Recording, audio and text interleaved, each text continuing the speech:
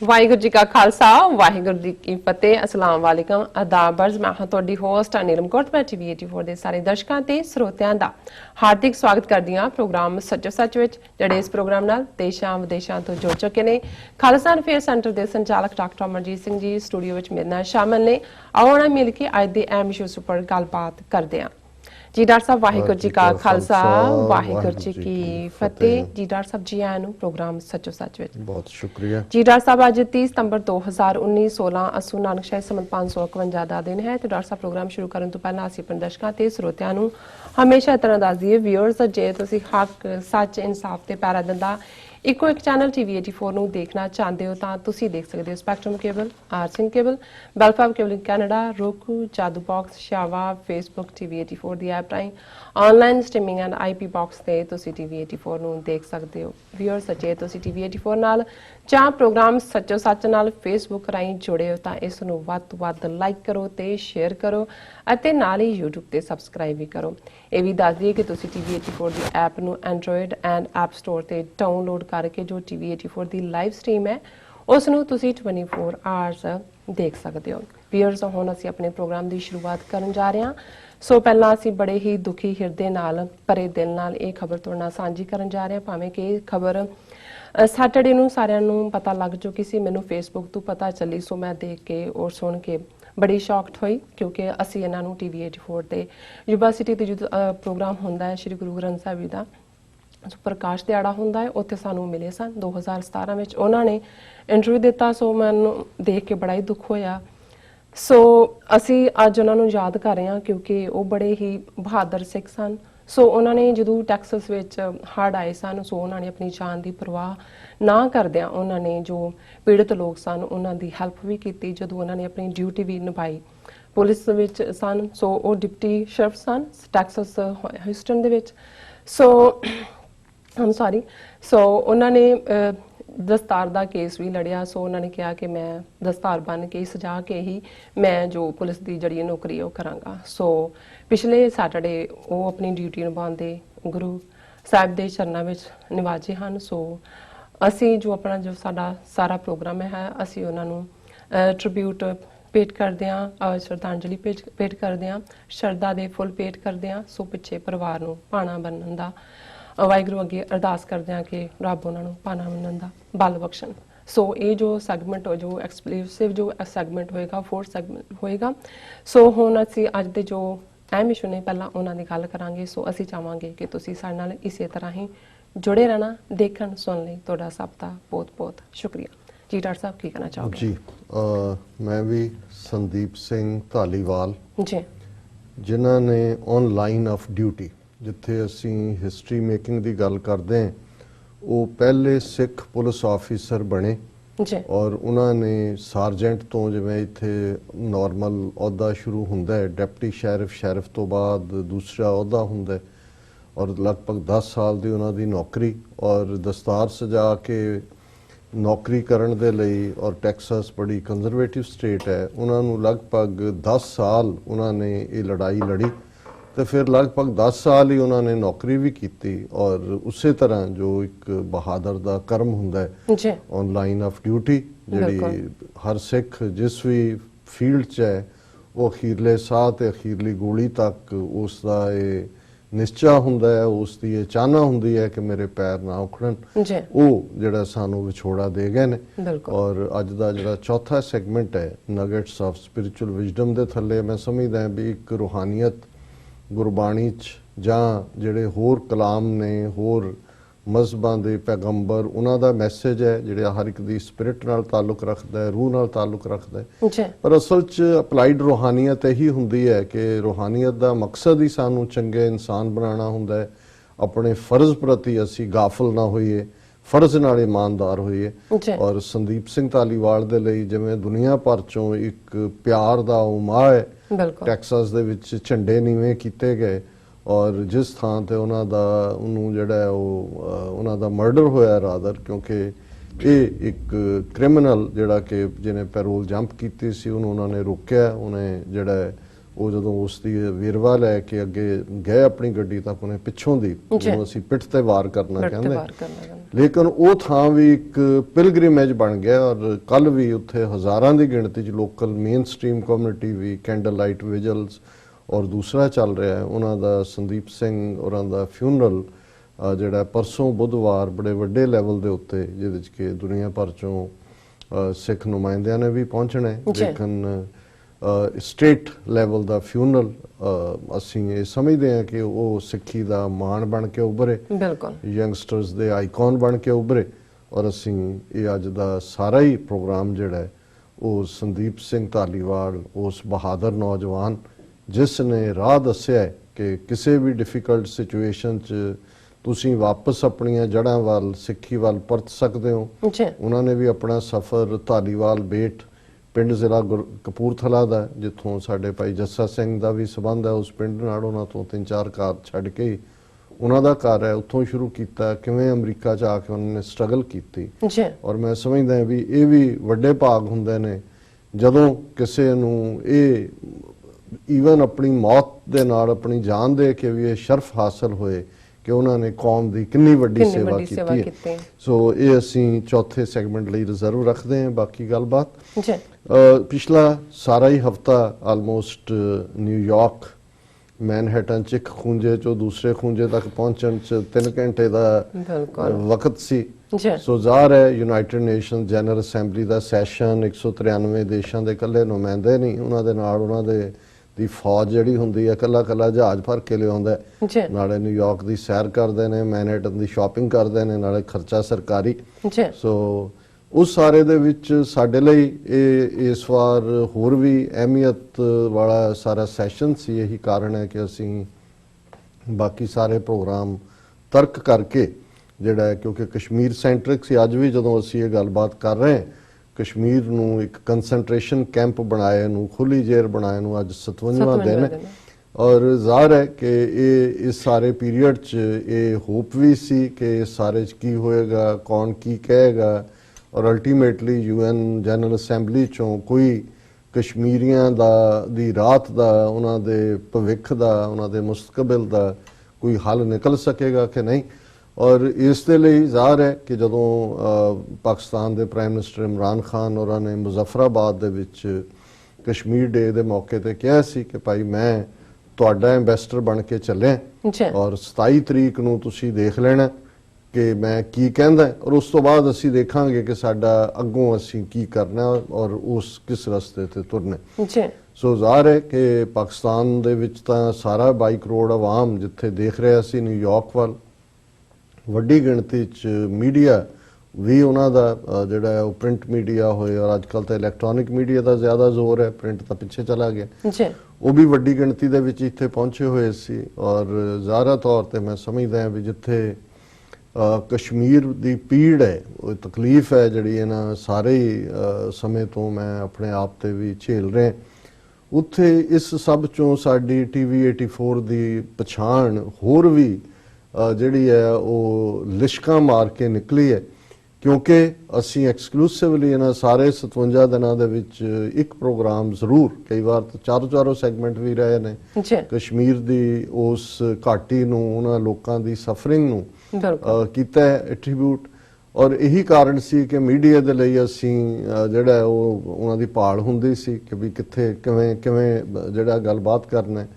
ਔਰ ਜਿਹੜਾ ਆਵਾਮ ਹੈ ਉਹ ਮੈਂ ਗੱਲ ਦੂਸਰੇ ਸੈਗਮੈਂਟ 'ਚ ਅੱਗੇ ਜਾ ਕੇ ਕਰਾਂਗਾ, ਪਰ ਪਹਿਲਾਂ ਔਰ ਇਹੀ ਕਾਰਨ ਹੈ ਕਿ ਇਹਨਾਂ ਰੁਝੇਵਿਆਂ 'ਚ, ਕਿਉਂਕਿ ਕਸ਼ਮੀਰ ਨਾਲ ਸੰਬੰਧਿਤ ਇਹ ਸਾਰਾ ਕੁਝ ਚੱਲ ਰਿਹਾ ਸੀ, ਪ੍ਰਾਈਮ ਮਿਨਿਸਟਰ ਇਮਰਾਨ ਖਾਨ ਵੀ ਇੱਥੇ ਜਦੋਂ ਪਹੁੰਚੇ ਤੇ ਜ਼ਾਹਰ ਹੈ ਕਿ ਪਾਕਿਸਤਾਨੀ ਸਰਕਾਰ ਦਾ ਹੀ ਰੂਜ਼ਾਵੈਲਟ ਹੋਟਲ ਹੈ ਜਿੱਥੇ ਉਹ ਠਹਿਰਦੇ ਨੇ, ਔਰ ਉਸ ਤੋਂ ਪਹਿਲਾਂ ਜਿਵੇਂ ਹਫਤਾ ਪਹਿਲਾਂ ਉਹਨਾਂ ਦੀ ਪ੍ਰੈਪਰੇਸ਼ਨ ਲਈ 2 ਹਫ਼ਤਾ ਪਹਿਲਾਂ ਇਹ ਸਾਰੇ ਜਿਹੜੇ ਨੇ ਮਿਸਟਰ ਜ਼ੁਲਫਿਕਾਰ ਬੁਖਾਰੀ ਜਿਹੜੇ ਕਿ ਟੂਰਿਜ਼ਮ ਮਿਨਿਸਟਰ ਵੀ ਨੇ, ਔਰ ਉਹ ਵੀ ਆਏ, ਉਹਨਾਂ ਦੇ ਨਾਲ ਅਸੀਂ ਜਿਹੜਾ ਇੱਥੇ ਗੱਲਬਾਤ ਕੀਤੀ ਸੀ, ਜਿਸ ਨੂੰ ਅਸੀਂ ਆਲਰੇਡੀ ਡਿਸਕਸ ਕਰ ਚੁੱਕੇ ਹਾਂ ਕਿ ਉਹਨਾਂ ਦੇ ਨਾਲ ਮੁਲਾਕਾਤ, ਉਹਨਾਂ ਨੂੰ ਮੈਮੋ ਦੇਣਾ।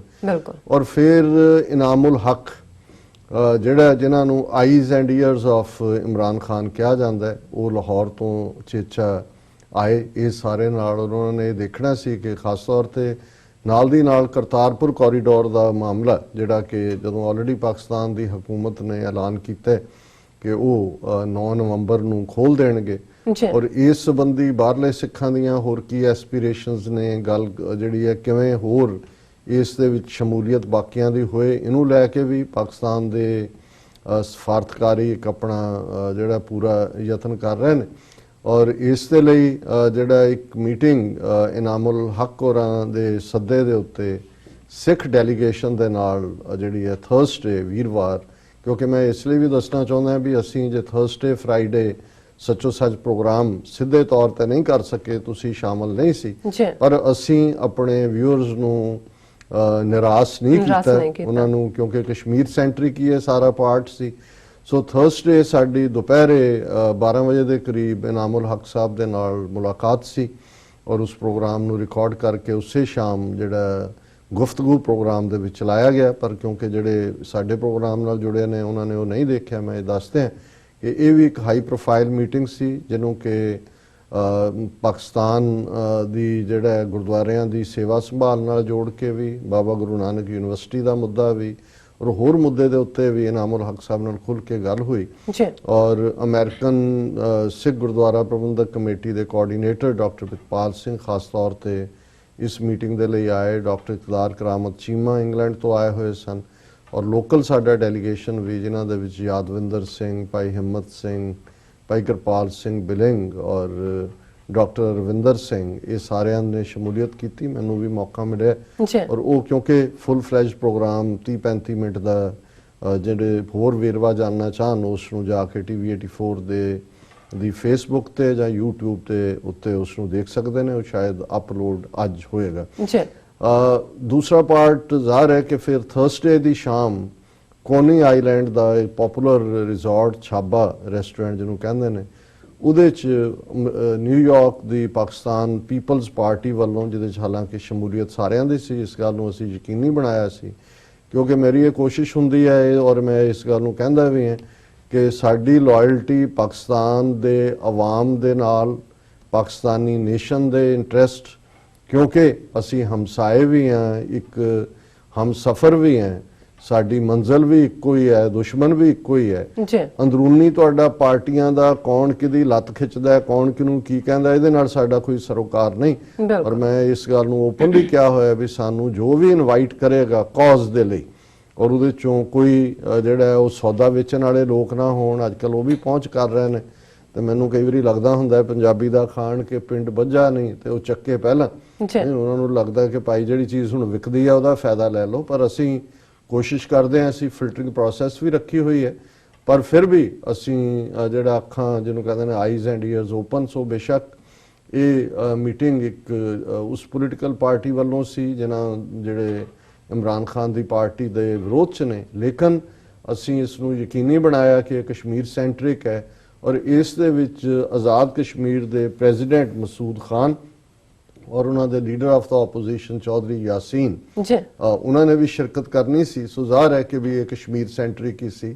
ਹਾਲਾਂਕਿ ਮੈਨੂੰ ਚੰਗਾ ਲੱਗਾ ਕਿ ਸਾਰੀਆਂ ਹੀ ਪਾਰਟੀਆਂ ਦੇ ਹੋਰ ਵੀ ਨੁਮਾਇੰਦੇ ਇਸ ਦੇ ਵਿੱਚ ਉਹਨਾਂ ਨੇ ਸ਼ਮੂਲੀਅਤ ਕੀਤੀ ਔਰ ਇਹ ਸਾਰੇ ਨੂੰ ਜਿਹੜਾ ਉਹ ਦਰਸ਼ਕ ਦੇਖ ਸਕਦੇ ਨੇ ਕਿ ਸਾਡੀ ਬੇਸ਼ੱਕ ਟਾਈਮ ਤਾਂ ਲਿਮਿਟੇਸ਼ਨ ਹੁੰਦਾ ਹੈ। 5 ਮਿੰਟ ਦੀ ਮੇਰੀ ਪ੍ਰੈਜੈਂਟੇਸ਼ਨ ਸੀ ਜਿਹੜੀ ਮੈਂ ਸਾਂਝੇ ਕੀਤੇ ਆਪਣੇ ਜਜ਼ਬਾਤ, ਪਰ ਜਿਸ ਕਦਰ ਪਿਆਰ ਉਸ ਗੈਦਰਿੰਗ 'ਚ ਹੀ ਨਹੀਂ, ਮੈਂ ਦੇਖ ਸਕਦਾ ਹਾਂ ਕਿ ਕਿਵੇਂ ਇਹ ਪਿਆਰ ਔਰ ਇਹ ਭੁੱਖ ਇੱਕ ਦੂਜੇ ਨਾਲ ਮਿਲਣ ਦੀ, ਇੱਕ ਦੂਜੇ ਦੀ ਪੀੜ ਦੀ ਔਰ ਗਮ ਦੀ, ਉਸ ਨੇ ਸਾਨੂੰ ਕਰੀਬ ਕੀਤਾ। ਉਹ 2 ਦਿਨ ਪਹਿਲਾਂ ਹੀ ਪਰਸੋਂ ਉਸ ਸਪੀਚ ਦਾ ਉਹਨਾਂ ਪਾਰਟ ਜਿਹੜਾ ਹੈ ਉਹ YouTube ਤੇ ਅਪਲੋਡ ਹੋਇਆ ਔਰ ਮੈਂ ਦੇਖ ਰਿਹਾ ਸੀ, ਮੈਨੂੰ ਕਿਸੇ ਨੇ ਇਨਫੋਰਮ ਕਰਕੇ ਕਿਹਾ 50,000 ਤੋਂ ਜ਼ਿਆਦਾ ਵਿਊਅਰ YouTube ਦੇ ਉੱਤੇ ਔਰ ਸੈਂਕੜਿਆਂ ਮੈਸੇਜ। ਔਰ ਮੈਂ ਤਾਂ ਮੈਸੇਜ ਸਾਰੇ ਪੜ੍ਹ ਨਹੀਂ ਸਕਦਾ ਕਿਉਂਕਿ ਜਿੰਨੇ ਮੈਂ ਪੜ੍ਹਨ ਦੀ ਕੋਸ਼ਿਸ਼ ਵੀ ਕਰਦਾ, ਮੇਰੀਆਂ ਅੱਖਾਂ 'ਚ ਅਥਰੂਆਂ ਤੋਂ ਬਿਨਾਂ ਕੁਝ ਨਹੀਂ ਹੁੰਦਾ ਕਿ ਇਹ ਸਾਡੀ ਨਾ ਐਬਿਲਿਟੀ ਹੈ ਨਾ ਯੋਗਤਾ ਹੈ। ਇਹ ਮੈਂ ਸਮਝਦਾ ਵੀ ਕਸ਼ਮੀਰੀਆਂ ਦਾ ਦਰਦ ਹੈ ਜਿਸ ਨੇ ਮੇਰੇ ਸੀਨੇ ਦੇ ਵਿੱਚ ਇੰਨੀ ਥਾਂ ਬਣਾ ਲਈ ਹੈ। ਮੈਨੂੰ ਨਹੀਂ ਪਤਾ ਕਿ ਇਹ ਕਿੱਥੇ ਕਿ ਲੈ ਕੇ ਜਾਏਗਾ, ਪਰ ਗੁਰੂ ਦੇ ਚਰਨਾਂ 'ਚ ਅਸੀਂ ਅਰਦਾਸ ਹੀ ਕਰ ਸਕਦੇ ਹਾਂ ਰੱਬ ਦੇ ਅੱਗੇ ਕਿ ਉਹਨਾਂ ਦਾ, ਕਸ਼ਮੀਰੀਆਂ ਦਾ ਦਰਦ ਦਾ ਜਿਹੜਾ ਉਹ ਐਂਡ ਹੋਏ, ਹੋਵੇ, ਉਹ ਆਜ਼ਾਦ ਫਿਜ਼ਾ ਦੇ ਵਿੱਚ ਆਣ ਔਰ ਉਹਨਾਂ ਦੇ ਨਾਲ ਹੀ ਸਾਡੇ ਸਾਹ ਜਿਹੜੇ ਨੇ ਉਹ ਚੱਲਦੇ ਅਸੀਂ ਲੈਂਦੇ ਹਾਂ ਔਰ ਦਿਲ ਵੀ ਸਾਡਾ ਉਹਨਾਂ ਦੇ ਨਾਲ ਹੀ ਧੜਕਦਾ। ਸੋ ਇਹ ਇੱਕ ਇੰਤਹਾਈ ਜਿਹੜਾ ਉੱਥੇ ਮੁਹੱਬਤ ਦਾ ਸਾਈਨ ਸੀ। ਔਰ ਜਿਵੇਂ ਈਵਨ ਮਸੂਦ ਖਾਨ ਸਾਹਿਬ ਔਰ ਚੌਧਰੀ ਯਾਸੀਨ ਉਹਨਾਂ ਨੇ ਆਪਣੀਆਂ ਸਪੀਚਿਸ ਦੇ ਵਿੱਚ ਵੀ ਸਾਨੂੰ ਐਕਨੋਲਜ ਕੀਤਾ ਹੈ ਸਿੱਖ ਕੌਮ ਦੀ ਕੰਟਰੀਬਿਊਸ਼ਨ, ਔਰ ਖਾਸ ਤੌਰ ਤੇ ਜਿਵੇਂ ਸਿੱਖਾਂ ਨੇ ਭਾਰਤ ਦੇ ਨਕਸ਼ੇ 'ਚ ਵੀ ਜਿਹੜੀ ਹੈ ਮਦਦ ਕੀਤੀ ਹੈ ਕਸ਼ਮੀਰੀਆਂ ਦੇ ਲਈ। ਬਹੁਤ ਸਾਰਿਆਂ ਨੇ ਅਹਿਸਾਨ ਕਹਿ ਕੇ ਕਿਹਾ, ਕਈਆਂ ਨੇ ਥੈਂਕ ਯੂ ਕੀਤਾ। ਮੈਂ ਕਿਹਾ ਨਹੀਂ, ਇਹ ਸਾਡਾ ਫਰਜ਼ ਹੈ, ਤੁਸੀਂ ਇਹਨੂੰ ਕੋਈ ਅਹਿਸਾਨ ਨਹੀਂ ਹੈ, ਸਾਨੂੰ ਸ਼ਰਮਿੰਦਾ ਨਾ ਕਰੋ। ਔਰ ਜ਼ਾਹਰ ਹੈ ਫਿਰ ਜਿਹੜੀ ਵੱਡੀ ਇਵੈਂਟ ਜਿਹਨੇ ਜਿਹੜਾ ਇਕੱਲਾ ਨਿਊਯਾਰਕ ਹੀ ਨਹੀਂ ਹਿਲਾਇਆ, ਮੈਂ ਸਮਝਦਾ ਵੀ ਸਾਊਥ ਏਸ਼ੀਆ ਦੇ ਬ੍ਰਾਹਮਣਵਾਦੀ ਨਿਜ਼ਾਮ ਦੀਆਂ ਚੂੜਾਂ ਵੀ ਜਿਹੜੀਆਂ ਨੇ ਉਹ ਹਿਲਾਈਆਂ ਨੇ, ਉਹ ਫਰਾਈਡੇ ਦੀ ਪ੍ਰੋਟੈਸਟ ਰੈਲੀ ਸੀ UN ਜਨਰਲ ਅਸੈਂਬਲੀ ਦੇ ਬਾਹਰ। ਗਿਣਤੀ 15,000 ਹੈ, 20 ਹੈ, 30 ਹੈ, ਪਰ ਜਿਨ੍ਹਾਂ ਨੇ ਮੈਂ 30 ਸਾਲ 'ਚ ਇਸ ਕਦਰ ਜਿਹੜਾ ਇੰਨੀ ਵੱਡੀ ਗੈਦਰਿੰਗ ਕਿਤੇ ਨਹੀਂ ਦੇਖੀ। ਜਿਹੜਾ ਇੱਕ ਵਾਰ ਬਾਹਰ ਨਿਕਲ ਗਿਆ ਅੰਦਰ ਨਹੀਂ ਸੀ ਵੜ ਸਕਦਾ। ਤਿਲ ਸੁੱਟਣ ਨੂੰ ਕਹਿੰਦੇ, ਤਿਲ ਸੁੱਟਣ ਨੂੰ ਵੀ ਜਗ੍ਹਾ ਨਹੀਂ ਸੀ, ਇਸ ਤਰ੍ਹਾਂ ਦੇ ਸੀ ਕਈ ਬਲਾਕਸ ਦੇ ਵਿੱਚ। ਔਰ ਹਰ ਬਲਾਕ 'ਚ ਆਪਣਾ ਹੀ ਡੈਮੋਨਸਟ੍ਰੇਸ਼ਨ ਫਿਰ ਚੱਲ ਰਿਹਾ ਸੀ ਔਰ ਉਹਦੇ 'ਚ ਜ਼ਾਹਰ ਹੈ ਸਿੱਖ ਜਥੇਬੰਦੀਆਂ ਵੱਲੋਂ, ਸਿੱਖਸ ਫਾਰ ਜਸਟਿਸ ਵੱਲੋਂ ਵੀ ਇੱਕ ਅੱਛੀ ਗੈਦਰਿੰਗ ਸੀ। ਇਸੇ ਤਰ੍ਹਾਂ ਸ਼੍ਰੋਮਣੀ ਅਕਾਲੀ ਦਲ ਅੰਮ੍ਰਿਤਸਰ ਔਰ ਸਿੱਖ ਯੂਥ ਆਫ ਅਮਰੀਕਾ ਬਾਮ ਸਾਹਿਬ, ਉਹਨਾਂ ਨੇ ਵੀ ਜਿਹੜਾ ਇਸ ਮੁੱਦੇ ਦੇ ਉੱਤੇ ਪਰਮਿਟ ਲਿਆ ਹੋਇਆ ਸੀ। ਬਟ ਇਵੈਂਚੁਅਲੀ ਤਾਂ ਸਾਰੇ ਇਕੱਠੇ ਹੁੰਦੇ ਨੇ, ਪਰ ਇਸ ਵਾਰ ਇੰਨੀ ਸਖਤੀ ਸੀ ਕਿ ਉਹ ਬੈਰੀਅਰ ਜਿਹੜਾ ਇੱਕ ਵਾਰੀ ਅੰਦਰ ਵੜ ਗਿਆ, ਜਿਹੜਾ ਉਹ ਬਾਹਰ ਨਹੀਂ ਸੀ ਨਿਕਲ ਸਕਦਾ। ਲੇਕਿਨ ਮੈਂ ਸਮਝਦਾ ਹਾਂ ਵੀ ਜਿਸ ਹੋਪ ਦੇ ਨਾਲ ਉਹ ਹਜ਼ਾਰਾਂ, ਬੇਸ਼ੱਕ ਡੈਮੋਨਸਟ੍ਰੇਸ਼ਨ 9 ਵਜੇ ਮੋਦੀ ਨੇ 9:30 ਐਡਰੈਸ ਕਰਨਾ, 6 ਵਜੇ ਹੀ ਉੱਥੇ ਹਜ਼ਾਰਾਂ ਦੀ ਗਿਣਤੀ ਦੇ ਵਿੱਚ ਲੋਕ ਪਹੁੰਚੇ ਹੋਏ ਸੀ। ਔਰ ਸਾਨੂੰ ਇਹ ਸ਼ਰਫ ਹਾਸਲ ਹੈ ਕਿ TV 84 ਨੇ ਉਸ ਸਾਰੇ ਨੂੰ TV1 ਦੇ ਨਾਲ ਮਿਲ ਕੇ ਲਾਈਵ ਕਵਰ ਕੀਤਾ ਔਰ ਸੈਂਕੜਿਆਂ ਦੀ ਗਿਣਤੀ 'ਚ ਉਹਦੇ ਸ਼ੇਅਰ, ਹਜ਼ਾਰਾਂ ਦੀ ਗਿਣਤੀ 'ਚ ਵਿਊਅਰਸ ਔਰ ਕਮੈਂਟਸ। ਔਰ ਉਸ ਸਾਰੇ ਨੂੰ, ਕਿਉਂਕਿ ਇਹ ਡੈਮੋਨਸਟ੍ਰੇਸ਼ਨ ਜਿਹੜਾ ਹੈ ਜਾਂ ਰੈਲੀ, ਇਸ ਦਾ ਸੰਬੰਧ UN ਦੇ ਅੰਦਰ ਸਪੀਚਿਸ ਦੇ ਨਾਲ ਸੀ। ਪਹਿਲਾਂ ਮੋਦੀ ਨੇ ਐਡਰੈਸ ਕੀਤਾ ਅਰਲੀਅਰ, ਬਾਅਦ 'ਚ ਇਮਰਾਨ ਖਾਨ ਸਾਹਿਬ ਨੇ ਕੀਤਾ। ਔਰ ਜਦੋਂ ਮੇਰਾ ਵਕਤ ਰੈਲੀ ਨੂੰ ਐਡਰੈਸ ਕਰਨ ਦਾ ਆਇਆ ਤੇ ਉਹ ਆਲਮੋਸਟ ਉਹੀ ਵਕਤ ਸੀ ਕਿ ਅੰਦਰ ਇਮਰਾਨ ਖਾਨ ਸਾਹਿਬ ਐਡਰੈਸ ਕਰ ਰਹੇ ਸੀ। ਸੋ ਮੇਰੇ ਲਈ ਇਹ ਮੌਕਾ ਵੀ ਸੀ। ਇੱਥੇ ਵੀ ਮੇਰੀ ਇੱਕ ਬਰੀਫ ਪ੍ਰੈਜੈਂਟੇਸ਼ਨ ਸੀ, ਪਰ ਮੈਂ ਇਹ ਦੱਸਦੇ ਹਾਂ ਕਿ ਮੈਂ ਅੰਦਾਜ਼ਾ ਨਹੀਂ ਲਾ ਸਕਦਾ ਕਿ ਕਿੰਨਾ ਪਿਆਰ ਲੋਕਾਂ ਦੇ, ਜਦੋਂ ਅਸੀਂ ਉੱਥੇ ਵੀ ਰੈਲੀ 'ਚ ਦਾਖਲ ਹੋਣ ਲਈ ਪੁਲਿਸ ਚੈੱਕ ਪੋਸਟ ਤੋਂ ਅੰਦਰ ਆਏ ਤੇ ਹਰ ਕਦਮ ਤੇ ਤੁਸੀਂ ਵੀ ਨਾਲ ਸੀ, ਮੈਂ ਵੀ ਨਾਲ ਸੀ, ਵੈਲਕਮ ਕਰਦੇ ਪਏ ਸੀ ਕਿ ਰੋਕਣ ਦਾ। ਸਟੇਜ ਤੱਕ ਪਹੁੰਚਦੇ ਆਲਮੋਸਟ ਘੰਟਾ ਸਵਾ ਘੰਟਾ ਲੱਗ ਗਿਆ, ਕਿਉਂਕਿ ਮੈਨੂੰ ਇਹ ਹੁੰਦਾ ਜਿਹੜਾ ਕੋਈ ਪਿਆਰ ਨਾਲ ਆ ਰਿਹਾ। ਇੱਕ ਬੱਚੀ ਆਈ ਕਸ਼ਮੀਰ ਦੀ, ਉਹਨੇ ਆ ਕੇ ਰਬੜ ਬੈਂਡ ਪਿਆਰ ਦਾ, ਇੱਕ ਬੀਬੀ ਵਰਜੀਨੀਆ ਤੋਂ ਸਨ, ਉਹ ਰੋਈ ਜਾਣ, ਉਹ ਕਹਿਣ ਤੁਸੀਂ ਇਹ ਤਾਂ ਰੋਜ਼ ਦੇਖਦੇ ਆ। ਮੇਰੇ ਹਸਬੈਂਡ ਵੀ ਆਏ, ਮੈਨੂੰ ਇਹ ਲੱਗੇ ਨਾ, ਪਤਾ ਨਾ ਲੱਗੇ ਮੈਂ ਕਿਵੇਂ ਇੰਨਾ ਜਿਹੜਾ ਇਮੋਸ਼ਨ ਨਾਲ ਭਰਿਆ ਸਾਰਾ ਮਾਹੌਲ ਹੈ। ਡਬਡਬਾਂਦੀਆਂ ਅੱਖਾਂ ਨਾਲ ਅਸੀਂ ਅਖੀਰ ਸਟੇਜ ਤੱਕ ਪਹੁੰਚ ਹੀ ਗਏ ਔਰ ਉੱਥੇ ਜੋ ਸਾਨੂੰ ਕਹਿਣ ਦਾ ਮੌਕਾ ਬਣਿਆ ਉਹ ਵੀ ਵੈਲਕਮ ਕੀਤਾ ਗਿਆ। ਔਰ ਇਸ ਗੱਲ ਨੂੰ ਮੱਦੇਨਜ਼ਰ ਰੱਖਦੇ ਹਾਂ ਕਿ ਅਹਿਮੀਅਤ ਇਸ ਗੱਲ ਦੀ ਹੈ ਕਿ ਅੰਦਰ ਕੀ ਕਿਹਾ ਗਿਆ। ਬਿਲਕੁਲ ਮੋਦੀ ਦੀ 17 ਮਿੰਟ ਦੀ ਸਪੀਚ, ਇਮਰਾਨ ਖਾਨ ਸਾਹਿਬ ਦੀ 50 ਮਿੰਟ ਦੀ ਜਿਹੜੀ ਪ੍ਰੈਜੈਂਟੇਸ਼ਨ, ਔਰ ਅਸੀਂ ਬਿਨਾਂ ਵਕਤ, ਹਾਲਾਂ ਬਹੁਤ ਐਗਜ਼ੌਸਟਡ ਸੀ ਬਾਈ ਦਾ ਟਾਈਮ, 4, 4:30, 5 ਵਜੇ ਅਸੀਂ ਨਿਕਲੇ, ਲੇਕਿਨ ਅਸੀਂ ਫੌਰਨ ਸਟੂਡੀਓ ਆ ਕੇ ਮਲਕ ਸਾਹਿਬ ਦੇ ਨਾਲ 7:30 ਤੋਂ 9 ਤੱਕ ਦੇ ਸੱਚੋ ਸੱਚ ਪ੍ਰੋਗਰਾਮ ਦੇ ਹਵਾਲੇ ਨਾਲ ਜਿਹੜੀ ਹੈ ਲਾਈਵ ਡਿਸਕਸ਼ਨ, ਜਿਹਦਾ ਫੋਕਸ ਇਹ ਸੀ। ਇਹ ਔਰ ਇਮਰਾਨ ਖਾਨ ਸਾਹਿਬ ਦੀ ਸਪੀਚ ਤੋਂ ਲਗਭਗ 3 ਘੰਟੇ ਬਾਅਦ ਹੀ ਇਹ ਸਾਡੀ ਡਿਸਕਸ਼ਨ ਸੀ ਔਰ ਉਹਦੇ 'ਚ ਜਿਹੜੇ ਅਸੀਂ ਨੁਕਤੇ ਲਿਆਂਦੇ, ਔਰ ਮੈਨੂੰ ਇਹ ਮਾਣ ਹੈ ਆਪਣੇ ਭੈਣਾਂ ਭਰਾਵਾਂ ਦੇ ਉੱਤੇ ਕਿ ਉਹਨਾਂ ਨੇ ਜਿਵੇਂ ਐਪਰੀਸ਼ੀਏਟ ਕੀਤਾ। ਈਵਨ ਉਹ ਸਾਡੀ ਡਿਸਕਸ਼ਨ ਵੀ ਨਹੀਂ ਤਾਂ 1.5 ਘੰਟਾ, ਬਹੁਤ ਸਾਰੀਆਂ ਵੀਡੀਓਜ਼ ਜਾਂ ਦੂਸਰੀਆਂ ਜਿਹੜੀਆਂ 5 ਮਿੰਟ 7 ਮਿੰਟ 8 ਮਿੰਟ ਹੁੰਦੀਆਂ, 1.5 ਘੰਟੇ ਕਿਹਦੇ ਕੋਲ ਪੇਸ਼ ਹੈ ਕਿਉਂਕਿ ਇੱਕੋ ਸੈਗਮੈਂਟ 'ਚ ਅਸੀਂ ਕੀਤਾ ਉਹਨੂੰ।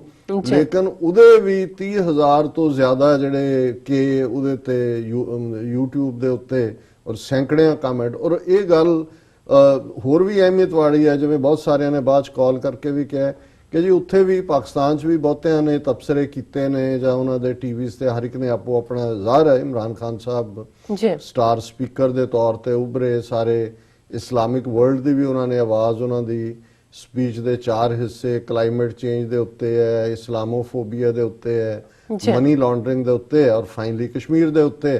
ਔਰ ਉਹਦੇ 'ਚ ਵੀ ਮੈਂ ਹੁਣ ਡੀਟੇਲ 'ਚ ਨਹੀਂ ਜਾਵਾਂਗਾ।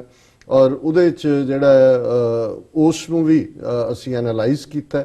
ਔਰ ਉਹਦੇ 'ਚ ਬਿਗਨਿੰਗ 'ਚ ਮੈਂ ਇਹ ਗੱਲ ਕਹੀ ਉਸ ਪ੍ਰੋਗਰਾਮ ਦੇ ਕਿ ਮੈਂ ਜਿਉਂ ਹੀ ਵਾਪਸ ਆਇਆ ਮੈਂ ਅੱਖਾਂ ਬੰਦ ਕਰਕੇ 50 ਮਿੰਟ ਇਹ ਸਪੀਚ ਸੁਣੀ ਹੈ ਜਿਵੇਂ ਕੋਈ ਪਾਠ ਸੁਣਦਾ ਹੈ। ਔਰ ਮੈਂ ਕਿਹਾ ਵੀ ਪਹਿਲਾ ਖਿਆਲ ਜਿਹੜਾ ਮੇਰੇ ਦਿਮਾਗ ਦੇ ਵਿੱਚ ਆਇਆ ਸੁਣਨ ਤੋਂ ਬਾਅਦ ਕਿ ਇਮਰਾਨ ਖਾਨ ਸਾਹਿਬ ਦੀ ਜਿਹੜੀ ਸਿਕਿਉਰਿਟੀ ਹੈ ਉਹ ਸਭ ਤੋਂ ਇਸ ਵੇਲੇ ਇੰਪੋਰਟੈਂਟ ਹੋਣੀ ਚਾਹੀਦੀ ਹੈ ਕਿ ਇਸ ਬੰਦੇ ਨੂੰ ਕੁਝ ਵੀ ਹੋ ਸਕਦਾ। ਔਰ ਇਹ ਅਜੇ ਕੁਝ ਘੰਟਿਆਂ ਬਾਅਦ, ਕਿਉਂਕਿ ਉਸੇ ਦਿਨ ਹੀ ਇਮਰਾਨ ਖਾਨ ਸਾਹਿਬ ਆਪਣੀ UN ਤੋਂ ਬਾਅਦ ਸਿੱਧੇ JFK 에ਅਰਪੋਰਟ ਗਏ। ਸਾਊਦੀ ਅਰੇਬੀਆ ਦੇ ਕਰਾਊਨ ਪ੍ਰਿੰਸ ਨੇ ਜਿਹੜਾ ਪਲੇਨ ਦਿੱਤਾ ਸੀ ਉਸ ਦੇ ਰਾਹੀਂ ਉਹ ਫਲਾਈ ਕੀਤੇ ਸੀ ਔਰ ਰਾਤ ਤੱਕ ਪਹੁੰਚਦੇ ਇਹ ਖਬਰ ਆ ਗਈ ਕਿ ਜੀ ਉਹਨਾਂ ਦੇ ਪਲੇਨ 'ਚ ਉੱਤੇ ਉੜੇ, ਪਤਾ ਨਹੀਂ ਕੀ ਹੋਇਆ, ਫਿਰ ਥੱਲੇ ਆ ਗਏ, ਜਿਹੜਾ ਜਹਾਜ਼ ਆ ਗਿਆ ਉਹਦੇ ਟੈਕਨੀਕਲ ਸਨੈਗ ਆ ਗਿਆ ਔਰ ਫਲਾਣਾ ਟਿਮਕਾ, ਔਰ ਉਹ ਜਿਹੜੇ ਨੇ ਵਾਪਸ ਪਰਤ ਆਏ। ਸੋ ਮੈਂ ਇਸ ਦੇ ਉੱਤੇ ਡਿਵੈਲ ਨਹੀਂ ਕਰਾਂਗਾ ਕੀ ਹੈ, ਪਰ ਮੈਂ ਸਮਝਦਾ ਹਾਂ ਕਿ ਵੀ ਅੱਜ ਜੋ ਹਾਲਾਤ ਬਣੇ ਹੋਏ ਨੇ, ਜਦੋਂ ਵੀ ਕਿਸੇ ਕੌਮ ਨੂੰ ਜਾਂ ਕਿਸੇ ਬਿਲਕੁਲ ਨਾ ਉਮੀਦ ਲੋਕਾਂ ਨੂੰ ਕੋਈ ਮਿਲਦਾ ਹੈ, ਲੀਡਰ ਮਿਲਦਾ ਹੈ, ਤੇ ਫਿਰ ਜ਼ਾਹਰ ਹੈ ਕਿ ਜਿਨ੍ਹਾਂ ਨੇ ਉਸ ਦੇ ਹੱਥੋਂ ਜਿਹੜਾ ਉਹ ਸ਼ਿਕਸਤ ਖਾਣੀ ਹੁੰਦੀ ਹੈ ਉਹ ਕਿਸ ਹੱਦ ਤੱਕ ਜਾ ਸਕਦੇ ਨੇ। ਸੋ ਮੈਂ ਸਮਝਦਾ ਹਾਂ ਵੀ ਇੰਨਾ ਕਿ ਅਸੀਂ ਕਹਿ ਸਕਦੇ ਹਾਂ। ਬਹੁਤ ਸਾਰਿਆਂ ਨੇ ਕਿਹਾ ਜੀ ਤੁਹਾਡੇ ਲਫ਼ਜ਼ ਤਾਂ ਪ੍ਰੋਫਿਟਿਕ ਬਣ ਗਏ। ਮੈਂ ਕਿਹਾ ਨਹੀਂ, ਪ੍ਰੋਫਿਟਿਕ ਨਹੀਂ, ਇਹ ਨਜ਼ਰ ਆ ਰਿਹਾ ਹੁੰਦਾ ਵੀ ਕੀ ਡਾਇਰੈਕਸ਼ਨ ਹੈ, ਪਰ ਫਿਰ ਵੀ ਰੱਬ ਨੇ ਉਹਨਾਂ ਨੂੰ ਮਹਿਫੂਜ਼ ਕੀਤਾ। ਕਿਹਦੀ ਕੀ ਸੀ, ਟੈਕਨੀਕਲ ਵੀ ਹੋ ਸਕਦਾ ਹੈ ਸਨੈਗ, ਪਰ ਮੈਨੂੰ ਇਹ ਲੱਗਦਾ ਹੈ ਵੀ it is more than what meets the eye. So ਅਸੀਂ ਇਹ ਸਮਝਦੇ ਹਾਂ ਕਿ ਵੀ ਇਸ ਗੱਲ ਦਾ ਖਾਨ ਸਾਹਿਬ ਜ਼ਰੂਰ ਧਿਆਨ ਰੱਖਣ, ਕਿਉਂਕਿ ਇਸ ਕਿਸਮ ਦੇ ਵਾਕਿਆ ਪਹਿਲਾਂ ਵੀ ਹੋਏ ਨੇ, ਪਾਕਿਸਤਾਨ ਦੀ ਹਿਸਟਰੀ 'ਚ ਵੀ ਹੋਏ ਨੇ ਔਰ ਅਦਰਵਾਈਜ਼ ਵੀ ਦੁਨੀਆ ਦੇ ਵਿੱਚ ਇਸ ਤਰ੍ਹਾਂ ਦਾ ਵਰਤਾਰਾ ਜਾਂ ਵਾਕਿਆ ਹੁੰਦਾ ਹੈ। ਸੋ ਕੁੱਲ ਮਿਲਾ ਕੇ ਇਹਨਾਂ ਦੋਨਾਂ ਦੇ ਜਿਹੜੀ ਹੈ ਮੋਦੀ ਦਾ, ਤਾਂ ਮੈਂ ਜਿਵੇਂ ਉਸ ਐਨਾਲਿਸਿਸ ਦੇ ਵਿੱਚ ਹੀ ਕਿਹਾ ਸੀ, ਉਹ ਤਾਂ 17 ਮਿੰਟ ਇਵੇਂ ਬੋਲਿਆ ਜਿਵੇਂ ਫੂਕ ਨਿਕਲੀ ਹੁੰਦੀ ਹੈ। ਔਰ ਇਮਰਾਨ ਖਾਨ ਸਾਹਿਬ ਫਿਰ ਜਿਹੜੀ ਹੈ ਉਹਨਾਂ ਦੀ ਉਹ ਸ਼ੇਰ ਦੀ ਦਹਾੜ ਜਿਹਨੇ 4 ਚਫੇਰੇ ਉਹ ਪਬਕਾਰ ਗੂੰਜੀ, ਉਹਨਾਂ ਨੇ ਆਪਣੇ ਲੋਕਾਂ ਦੀ ਜਿਹੜੀ ਹੈ ਸੈਂਟੀਮੈਂਟਸ ਦੀ ਰਿਪਰੈਜ਼ੈਂਟੇਸ਼ਨ ਹੀ ਨਹੀਂ ਕੀਤੀ। ਉਹਨਾਂ ਨੇ ਆਲਮੋਸਟ 1.5 ਬਿਲੀਅਨ ਇਸਲਾਮਿਕ ਵਰਲਡ, ਖਾਸ ਤੌਰ ਤੇ ਜਦੋਂ ਉਹਨਾਂ ਨੇ ਇਸਲਾਮੋਫੋਬੀਆ ਦੇ ਹਵਾਲੇ ਨਾਲ ਗੱਲ ਕੀਤੀ, ਉਹਨਾਂ ਨੇ ਉਹਦੀ ਰਿਪਰੈਜ਼ੈਂਟੇਸ਼ਨ ਕੀਤੀ। ਔਰ ਅਖੀਰ 'ਚ ਉਹਨਾਂ ਨੇ ਕਸ਼ਮੀਰੀਆਂ ਦੇ ਲਈ, ਮੈਂ ਸਮਝਦਾ ਵੀ ਕਸ਼ਮੀਰ 'ਚ ਕਦੇ ਵੀ, ਔਰ ਇਹ ਵਾਕਿਆ ਮੈਂ ਦੇਖ ਰਿਹਾ ਕਿ ਇੱਕ ਸਟੇਜ ਸੀ ਜਦੋਂ ਆਪਸ ਦੇ ਵਿੱਚ ਟਕਰਾਅ ਦੀ ਲਾਈਨ ਵੀ ਸੀ, ਇੱਕ ਪਾਸੇ JKLF ਸੀ, ਬਿਲਕੁਲ ਇੰਡੀਪੈਂਡੈਂਟ ਕਸ਼ਮੀਰ, ਇੱਕ ਪਾਸੇ ਕਸ਼ਮੀਰ ਬਣੇਗਾ ਪਾਕਿਸਤਾਨ। ਕਈ ਵਾਰ ਪ੍ਰੋਟੈਸਟ ਦੇ ਵਿੱਚ ਵੀ ਖੈਬੜ ਪੈਂਦੇ ਸੀ, ਲੇਕਿਨ ਕਸ਼ਮੀਰੀਆਂ ਨੂੰ ਜਿਉਂ ਹੀ ਉਹ ਸਪੀਚ ਐਂਡ ਹੋਈ, ਵਾਦੀਆ ਕਸ਼ਮੀਰ ਜਿਹਨੂੰ ਇੱਕ ਕੰਸੈਂਟਰੇਸ਼ਨ ਕੈਂਪ ਬਣਾਇਆ ਹੋਇਆ, ਉੱਥੇ ਘਰਾਂ 'ਚ ਹੀ ਲੋਕਾਂ ਨੇ ਪਤਾ ਨਹੀਂ ਪਟਾਕੇ ਚਲਾਏ ਕਿ ਕੀ ਹੈ, 4 ਚਫੇਰੇ ਜਿਹੜਾ ਫਿਜ਼ਾ ਦੇ ਵਿੱਚ ਕਿਵੇਂ ਉਹਨਾਂ ਤੱਕ ਉਹ ਪਹੁੰਚਿਆ, ਕਿਉਂਕਿ ਪੜ੍ਹੇ ਲਿਖੇ ਕਸ਼ਮੀਰੀ ਨੇ, ਉਹਨਾਂ ਨੇ ਕੋਈ ਨਾ ਕੋਈ ਰਾਹ ਲੱਭ ਲਿਆ ਸੁਣਨ ਦਾ, ਜਾਂ ਪਾਕਿਸਤਾਨ ਦੇ ਕਿਸੇ ਜਾਂ ਪੁਰਾਣੇ ਕੋਈ ਰੇਡੀਓ ਸੈੱਟ ਨੇ ਜਾਂ ਕਿਵੇਂ, ਲੇਕਿਨ ਇਹ ਮੀਡੀਆ 'ਚ ਸਾਰੇ ਪਾਸੇ ਆਇਆ ਕਿ ਵਾਦੀਆ ਕਸ਼ਮੀਰ ਦੇ ਵਿੱਚ ਇੱਕ ਖੁਸ਼ੀ ਦੀ ਲਹਿਰ ਹੈ ਔਰ ਉਹ ਸਮਝਦੇ ਨੇ ਕਿ ਸਾਡੀ ਆਵਾਜ਼ ਜਿਹੜੀ ਹੈ ਉਹ UN ਦੇ ਤੱਕ ਪਹੁੰਚੀ ਹੈ। ਹਾਲਾਂਕਿ ਇਸ 'ਚ ਜ਼ਾਹਰ ਹੈ ਕਿ ਵੀ ਇਹ ਵੀ ਗੱਲ ਦੇਖਣ ਵਾਲੀ ਹੈ ਵੀ ਅੱਜ ਕਸ਼ਮੀਰ 'ਚ ਕੀ ਚੱਲ ਰਿਹਾ। ਔਰ ਇਮਰਾਨ ਖਾਨ ਸਾਹਿਬ ਨੇ ਉਸ ਤੋਂ ਬਾਅਦ ਵੀ ਜਿਹੜਾ ਹੈ ਉਹਨਾਂ ਦਾ ਇੰਟਰਵਿਊ ਵੀ, ਔਰ ਮੈਂ ਸਮਝਦਾ ਵੀ ਜਿਵੇਂ ਉਹਨਾਂ ਨੇ ਕਸ਼ਮੀਰ ਦੀ ਪੋਜੀਸ਼ਨ, MSNBC ਹੋਏ, CNN ਹੋਏ, ਕ੍ਰਿਸਟੀਨਾ ਅਮਨਪੌਰ, ਉਹ ਕੋਈ ਵਾਕ ਓਵਰ ਜਰਨਲਿਸਟ ਨਹੀਂ ਹੈ, ਬੜੀ ਜਿਹੜੀ ਹੈ ਖਰਾਟ ਬੀਬੀ ਹੈ, ਲੇਕਿਨ ਈਵਨ ਉਹ ਵੀ ਜਿਵੇਂ ਲੱਗਦਾ, ਤੁਸੀਂ ਜਦੋਂ ਬਾਡੀ ਲੈਂਗੁਏਜ ਇੱਕ ਇੰਟਰਵਿਊ ਕਰ ਰਿਹਾ, ਇੱਕ ਇੰਟਰਵਿਊ ਦੇ ਰਿਹਾ, ਤੇ ਉਹਨਾਂ ਨੇ ਇੱਕ ਗੱਲ ਜਿਹੜੀ ਬਹੁਤ ਚੰਗੀ ਸੀ ਇਮਰਾਨ ਖਾਨ, ਉਹਨਾਂ ਦਾ ਨੈਰੇਟਿਵ ਨਹੀਂ ਬਦਲਿਆ ਹੈ। ਜੋ ਕੁਝ ਉਹਨਾਂ ਨੇ ਮੁਜ਼ੱਫਰਾਬਾਦ ਕਿਹਾ, ਜੋ ਕੁਝ ਉਹਨਾਂ ਨੇ ਉਸ ਤੋਂ ਪਹਿਲਾਂ ਆਪਣੀ ਨੈਸ਼ਨਲ ਅਸੈਂਬਲੀ ਦੇ ਵਿੱਚ ਕਿਹਾ ਸੀ, ਜੋ ਕੁਝ ਉਹਨਾਂ ਨੇ ਇੱਥੇ ਬਿਫੋਰ ਜਿਹੜਾ ਹੈ ਉਹ ਜਦੋਂ ਉਹਨਾਂ ਦੀ ਮੀਟਿੰਗ ਟਰੰਪ ਦੇ ਨਾਲ ਹੋਈ, ਉਸ ਤੋਂ ਬਾਅਦ ਮੀਡੀਆ ਨਾਲ ਗੱਲ ਕਰਦੇ ਆ ਕਿ ਉਹੀ ਉਹਨਾਂ ਨੇ UN ਜਨਰਲ ਅਸੈਂਬਲੀ ਦੇ ਵਿੱਚ ਰਿਪੀਟ ਕੀਤਾ। ਔਰ ਉਸ 'ਚ ਜਿਹੜੀ ਉਹਨਾਂ ਦੀ ਡਿਲੀਵਰੀ, ਕਮਾਂਡ ਔਰ ਐਕਸਟੈਂਪੋਰ, ਕੋਈ ਨੋਟਸ ਲੈ ਕੇ ਨਹੀਂ, ਐਕਸਟੈਂਪੋਰ ਦਾ ਇੱਕ ਆਪਣਾ ਹੁੰਦਾ ਹੈ, ਕਿਉਂਕਿ ਮੈਨੂੰ ਵੀ ਐਕਸਟੈਂਪੋਰ ਦਾ ਹੀ ਸ਼ੌਕ ਹੈ। ਹਾਲਾਂ ਹੁਣ ਮੈਨੂੰ ਕਈ ਵਾਰੀ ਲੱਗਦਾ ਕਿ ਵੀ 올ਡ ਏਜ ਟੇਕ ਓਵਰ ਕਰ ਰਹੀ ਹੈ, ਕੋਈ ਕਾਗਜ਼ ਰੱਖਣਾ ਚਾਹੀਦਾ, ਥੋੜਾ ਬਹੁਤ ਭੁੱਲਣ ਵੀ ਲੱਗ ਗਿਆ। ਲੇਕਿਨ ਜਿਹੜੀ ਹੈ ਗੱਲ ਇਹ ਨਹੀਂ ਸੀ, ਗੱਲ ਉਹਨਾਂ ਵਿਚਲਾ ਉਹ ਦਰਦ ਔਰ ਫਾਈਨਲ ਜਿਹਨੂੰ ਤੁਸੀਂ ਕਹਿੰਦੇ ਹੋ ਜੀ ਕਿ ਵੀ ਮੈਂ ਤਾਂ ਤੁਹਾਨੂੰ ਦੱਸ ਚੱਲਿਆ ਤੇ ਅੱਗੇ ਤੇਰੇ ਭਾਗ ਲੱਛੀਏ, ਪੰਜਾਬੀ 'ਚ ਕਹਿੰਦੇ ਕਿ ਭਾਈ ਆਹ ਪਾਰਟ ਹੈ, ਅਸੀਂ ਸਾਡੇ ਸਾਹਮਣੇ ਇਹੀ ਚੋਇਸਿਸ ਨੇ, ਜਾਂ ਅਸੀਂ ਸਰੈਂਡਰ ਕਰੀਏ ਤੇ ਜਾਂ ਅਸੀਂ ਜਿਹੜਾ ਕਰੀਏ ਫਿਰ ਉਹ ਕਹਾਂ ਜੀ ਲਾ ਇਲਾਹਾ ਇल्लल्लाह, ਇੱਕ ਰੱਬ ਦਾ, ਔਰ ਅਸੀਂ ਲੜਾਂਗੇ ਔਰ ਉਹਨਾਂ ਨੇ ਇੱਕ ਸਟੇਜ ਤੇ ਇਹ ਵੀ ਕਿਹਾ ਕਿ ਜੇ ਮੈਂ, ਉਹਨਾਂ ਨੇ ਇਹਨਾਂ ਦੀ ਫਿਲਮ ਦਾ ਹਵਾਲਾ ਦੇ ਕੇ ਦੂਜਾ ਕਿ ਜੇ ਮੈਨੂੰ ਪੁਸ਼ ਵੀ ਕਰ ਦਿੱਤਾ ਅਖੀਰ ਉਸ ਲੈਵਲ ਤੱਕ ਅਸੀਂ ਚਲੇ ਗਏ, ਦੈਨ ਈਵਨ ਆਈਲ ਪਿਕ ਅ ਗਨ, ਕਿ ਜਦੋਂ ਕੋਈ ਇਹ ਸਿਚੁਏਸ਼ਨ ਬਣ ਜਾਏ।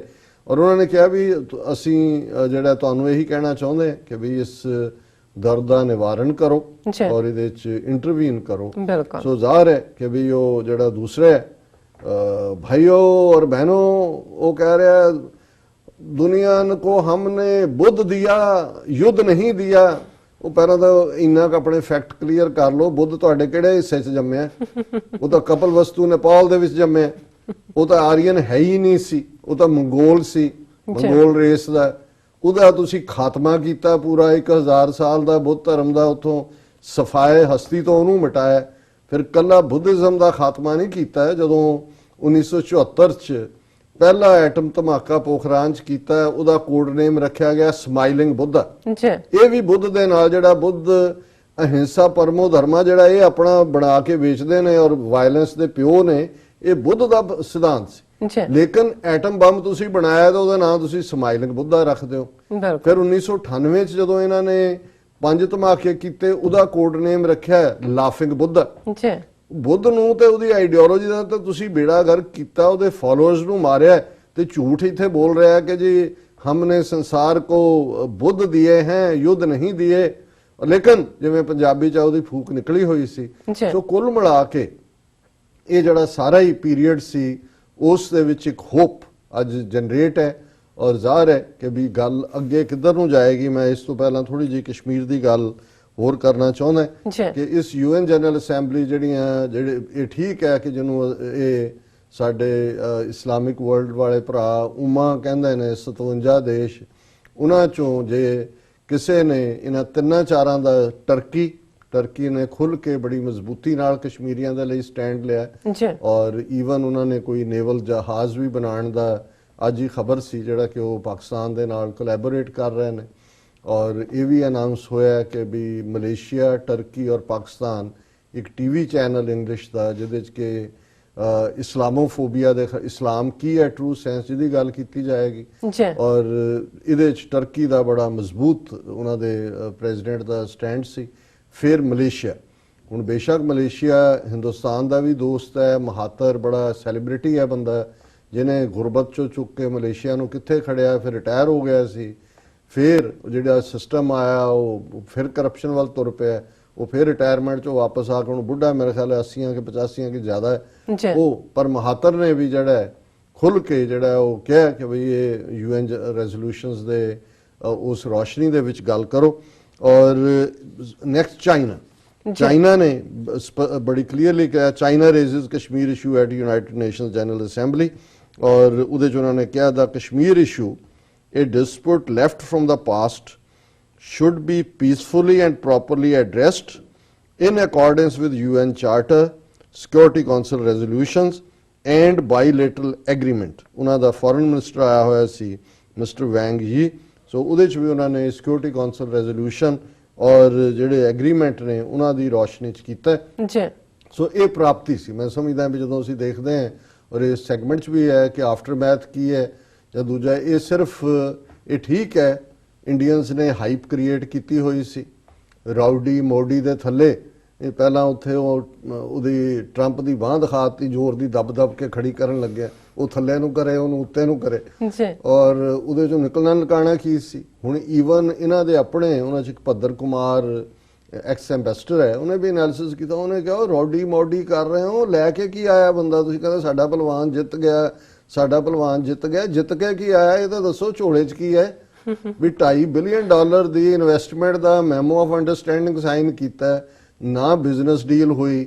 ਉਹਦੀ ਪ੍ਰੈਜ਼ੈਂਸ 'ਚ ਉਹਦੇ ਨਾਲ ਰੌਡੀ ਮੋਡੀ ਤੋਂ ਬਾਅਦ ਵੀ 2 ਵਾਰ ਟਰੰਪ ਨੇ ਕਿਹਾ ਜੀ ਮੈਂ ਮੀਡੀਏਸ਼ਨ ਨੂੰ ਤਿਆਰ ਹਾਂ। ਔਰ ਇਸ ਸਾਰੇ ਚੋਂ ਜਿਹੜਾ ਉੱਥੇ ਹੋਰ ਵੀ ਕੁਝ ਨਹੀਂ, ਚਾਈਨਾ ਵੀ ਖੁੱਲ ਕੇ ਅਗੇਂਸਟ ਆ ਗਿਆ, ਟਰਕੀ ਮਲੇਸ਼ੀਆ ਵੀ ਆ ਗਿਆ, ਲੈ ਕੇ ਗਿਆ ਹੈ ਤੁਹਾਡਾ ਪਹਿਲਵਾਨ। ਜਦੋਂ ਤੁਸੀਂ ਝੂਠ ਹੀ ਬੋਲਣਾ ਤੇ ਫਿਰ ਇੰਨਾ ਵੱਡਾ ਝੂਠ ਬੋਲੋ ਕਿ ਵੀ ਲੋਕਾਂ ਨੂੰ ਲੱਗੇ ਵੀ ਇਹਨਾਂ, ਔਰ ਉਹੀ ਉਹਨਾਂ ਦਾ। ਔਰ ਅੱਜ ਹੀ ਮੇਰੀ ਵੌਇਸ ਆਫ ਅਮਰੀਕਾ ਦੇ ਉੱਤੇ ਇੰਟਰਵਿਊ ਸੀ ਦੁਪਹਿਰੇ ਉਰਦੂ ਸਰਵਿਸ ਨਾਲ, ਔਰ ਉਹ ਅਸੀਂ ਡਿਸਕਸ ਕਰਾਂਗੇ ਕਰਤਾਰਪੁਰ ਕੋਰੀਡੋਰ ਦੇ ਹਵਾਲੇ ਨਾਲ। ਤੇ ਉਹਦੇ 'ਚ ਜਦੋਂ ਟੁਵਰਡਸ ਦਾ ਐਂਡ 15 ਮਿੰਟ ਦਾ ਇੰਟਰਵਿਊ ਸੀ, ਇੱਕ ਪ੍ਰੋਮਿਨੈਂਟ ਜਰਨਲਿਸਟ ਇੰਡੀਆ ਤੋਂ ਲਿਆ ਹੋਇਆ ਸੀ, ਉਹਨਾਂ ਨੇ यूनिवर्सिटी प्रोफेसर सी। जी तो मैं उन्होंने मैं क्या जी आज ये 3-3 फुट की एंकरें कैसे 6-6 फुट ऊंचा उछलेंगी वो आप देख। और मैं हालांकि क्योंकि रेडियो इंटरव्यू सी बट आई कुड सी हाँ कि वो अपना भी बीबी हासा नहीं रोक सकी कि हुण वो करदे की ने हुण यही कि जीत गया हमारा बलवान जीत गया। ओए दसो तो सही झोड़े च की लैके आया किहड़ा बारी बरसी खट्टण गया सी हफ्ता इत्थे कई मिलियन डॉलर तुसी रौडी मोडी ते लाया जी लैके की गया। बिल्कुल और इमरान खान बारे तो ये जरूर किया जा सकता है कि ही केम ही सॉ ही कंकर्ड। शायद एग्जैक्ट लफ्ज तो नहीं मैनू याद ਉਹਦੇ ਸ਼ੈਕਸਪੀਅਰ ਦੇ जी ਪਰ ਉਹਨੇ ਮੀਡੀਆ ਦੇ ਵਿੱਚ ਵੀ ਲੜਾਈ ਜਿੱਤੀ UN ਜਨਰਲ ਅਸੈਂਬਲੀ 'ਚ ਵੀ। ਹਾਂ ਇੱਕ ਇਹਨੂੰ ਤੁਸੀਂ ਗਿਲਾ ਕਹਿ ਲਓ ਸ਼ਿਕਵਾ ਕਹਿ ਲਓ ਅਸੀਂ ਇਮੀਡੀਏਟ ਜਾਂ ਇਹ ਵੀ ਮੈਂ ਸਮਝਦਾ ਵੀ ਜਿਹੜੇ ਵੀ ਉਹਨਾਂ ਦੇ ਇਸ ਮਾਮਲੇ 'ਚ ਐਡਵਾਈਜ਼ਰ ਨੇ ਔਰ ਅਸੀਂ ਇਹ ਪਹਿਲੀ ਡਿਸਕਸ਼ਨ 'ਚ ਇਹ ਗੱਲ ਕਰ ਦਿੱਤੀ ਸੀ। जी ਸੋ ਅਸੀਂ ਹਮੇਸ਼ਾ ਇੱਕ ਦੋਸਤ ਦੇ ਨਾਤੇ ਸਾਡਾ ਫਰਜ਼ ਹੁੰਦਾ ਹੈ ਕਿ ਵੀ ਸੱਚੀ ਗੱਲ ਕਹਿਣੀ ਉਹ ਕੋਈ ਐਮਬੈਰਸਿੰਗ ਨਹੀਂ ਹੁੰਦਾ ਐਮਬੈਰਸਮੈਂਟ ਨਹੀਂ ਹੈ। जी ਮੈਂ ਸਮਝਦਾ ਵੀ ਜੇ ਆਪਣੀ 50 ਮਿੰਟ ਦੀ ਸਪੀਚ ਜਿੱਥੇ ਉਹ ਪਾਕਿਸਤਾਨ ਦੇ ਚੈਲੰਜਸ ਔਰ ਇਸਲਾਮ ਦੇ ਹਵਾਲੇ ਨਾਲ ਹੀ ਗੱਲ ਕਰ ਰਹੇ ਸੀ ਉੱਥੇ ਜੇ ਕਰਤਾਰਪੁਰ ਕੋਰੀਡੋਰ ਦਾ ਜ਼ਿਕਰ ਵੀ ਕਰਦੇ ਜਿਹੜੀ ਉਹਨਾਂ ਦੀ ਬਹੁਤ ਵੱਡੀ ਗਿਫਟ ਹੈ। ਔਰ ਮੈਂ ਸਮਝਦਾ ਹਾਂ ਕਿ ਇਸ ਸਭ ਦੇ ਬਾਵਜੂਦ ਕਸ਼ਮੀਰ 'ਚ ਜੋ ਚੱਲ ਰਿਹਾ ਕਰਤਾਰਪੁਰ ਕੋਰੀਡੋਰ ਨੂੰ ਕੰਟੀਨਿਊ ਇਹ ਛੋਟੀ ਗੱਲ ਨਹੀਂ ਛੋਟੀ ਗੱਲ ਨਹੀਂ ਕਿ ਘੱਟੋ ਘੱਟ ਇਹ ਵੀ ਹੁੰਦਾ ਉਹਦੇ ਨਾਲ ਜਿਹੜਾ ਪਾਕਿਸਤਾਨ ਦਾ ਇਮੇਜ ਹੈ ਈਵਨ ਮਜ਼ਹਬੀ ਹਮਾਂਗੀ ਦਾ ਉਹ ਵੀ ਮਜ਼ਬੂਤ ਹੁੰਦਾ ਤੇ ਫਿਰ 30 ਮਿਲੀਅਨ ਸਿੱਖ ਕੌਮ ਨੂੰ ਵੀ ਲੱਗਦਾ ਵੀ ਚਲੋ ਸਾਡਾ ਹੋਰ ਕੋਈ ਕਿਤੇ ਆਵਾਜ਼ ਨਹੀਂ UN ਜਨਰਲ ਅਸੈਂਬਲੀ 'ਚ ਤਾਂ ਖਾਨ ਸਾਹਿਬ ਸਾਡੇ ਲਈ ਬੋਲੇ ਨੇ। ਜੀ ਔਰ ਜ਼ਾਹਿਰ ਹੈ ਕਿ ਇਹ ਕੋਈ ਪੋਲੀਟੀਕਲ ਸ਼ੋਅ ਨਹੀਂ ਸੀ ਉਹ ਧਰਮ ਦੇ ਮਾਮਲੇ 'ਚ ਹੀ ਕਰ ਸਕਦੇ ਸੀ ਗੱਲ ਪਰ ਪਤਾ ਨਹੀਂ ਕੋਈ ਉਹਨਾਂ ਦੇ ਐਡਵਾਈਜ਼ਰ ਵੀ ਇਸ ਕਿਸਮ ਦੇ ਵਿੱਚ ਹੋਣੇ ਨੇ ਨਾਲ ਜਿਹੜੇ ਕਹਿੰਦੇ ਹੋਣੇ ਨਾ ਨਾ ਨਾ ਨਾ ਇਹ ਤਾਂ ਫਿਰ ਜੁੜ ਜਾਏਗਾ ਖਾਲਿਸਤਾਨ ਨਾਲ। ਮੈਂ ਸਮਝਦਾ ਵੀ ਇਹ ਜ਼ਰੂਰ ਔਰ ਫਿਊਚਰ 'ਚ ਜਦੋਂ ਵੀ ਕੋਈ ਮੌਕਾ ਬਣੇ ਇਸ ਗੱਲ ਦਾ ਉਹ ਜ਼ਰੂਰ ਧਿਆਨ ਰੱਖਣ। ਜੀ ਔਰ ਚਾਈਨਾ ਦਾ ਕਿੰਨਾ ਮਜ਼ਬੂਤ ਸਟੈਂਡ ਇਹਦੇ ਤੇ ਆਇਆ ਨਾਲ ਦੀ ਨਾਲ ਇੰਡੀਅਨਸ ਨੂੰ ਜਿਹੜਾ ਉਹ ਡਾਇਰੀਆ ਹੋ ਗਿਆ। ਔਰ India objects to China's reference to J&K and Ladakh at United Nation General Assembly ਨਾਲ ਦੀ ਨਾਲ ਹੀ ਉਹਨਾਂ ਨੇ ਜਿਹੜਾ ਆਬਜੈਕਟ ਕਰ ਦਿੱਤਾ। ਔਰ ਦੂਸਰੇ ਪਾਸੇ ਕਸ਼ਮੀਰ 'ਚ ਕੀ ਚੱਲ ਰਿਹਾ ਹੈ ਮਿਸਟਰ ਗੁਲਾਮ ਨਬੀ ਆਜ਼ਾਦ ਜਿਹੜਾ ਖੁਦ ਚੀਫ ਮਿਨਿਸਟਰ ਹੈ ਕਾਂਗਰਸ ਦਾ ਹੁਣ ਪਾਰਲੀਮੈਂਟੇਰੀਅਨ ਹੈ ਉਹ ਸੁਪਰੀਮ ਕੋਰਟ ਤੋਂ ਵੀਜ਼ਾ ਲੈ ਕੇ ਕਸ਼ਮੀਰ ਗਿਆ ਸੀ ਉਹਨੂੰ ਮਿਲਣ ਵੀ ਨਹੀਂ ਦਿੱਤਾ ਗਿਆ ਬਹੁਤਿਆਂ ਨਾਲ 4-5 ਦਿਨ ਉਹਨੇ ਵਾਦੀ 'ਚ ਗੁਜ਼ਾਰੇ 2 ਦਿਨ ਜੰਮੂ ਗੁਜ਼ਾਰੇ ਔਰ ਉਹਨੇ ਆ ਕੇ ਇਹ ਗੱਲ ਕਹੀ ਹੈ ਹਿਊਜ ਕ੍ਰਾਈਸਿਸ ਅਨਫੋਲਡਿੰਗ ਇਨ ਕਸ਼ਮੀਰ ਆਜ਼ਾਦ ਉਹਦੇ 'ਚ ਉਹਨਾਂ ਨੇ ਕਿਹਾ ਕਿ ਵੀ ਬਹੁਤ ਵੱਡਾ ਕ੍ਰਾਈਸਿਸ ਹੋਣ ਜਾ ਰਿਹਾ ਔਰ ਉਹਨਾਂ ਨੇ ਕਿਹਾ ਜੀ ਮੈਨੂੰ ਤਾਂ ਈਵਨ ਜਿਹੜਾ ਮੇਰੇ ਨਾਲ ਗੱਲ ਵੀ ਕਰਨਾ ਆਉਂਦਾ ਸੀ ਉਹਨਾਂ ਦੇ ਉੱਤੇ ਵੀ ਕੈਮਰੇ ਲੱਗੇ ਹੋਏ ਸੀ ਜਿੱਥੇ ਮੈਂ ਜਾਣਾ ਚਾਹੁੰਦਾ ਸੀ ਮੈਨੂੰ ਨਹੀਂ ਜਾਣ ਦਿੱਤਾ ਗਿਆ।